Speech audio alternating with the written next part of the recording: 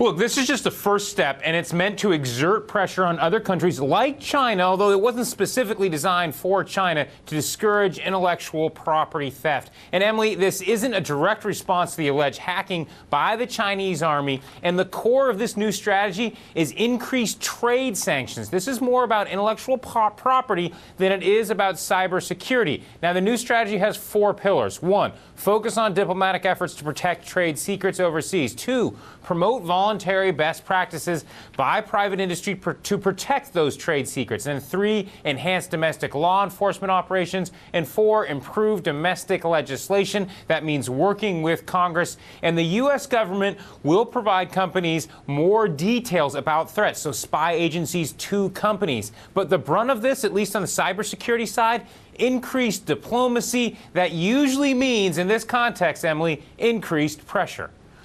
Right, Hans, but how are they actually going to do that? I mean, the Chinese keep denying and denying and denying this, and there's no sort of indication that that is ever going to change.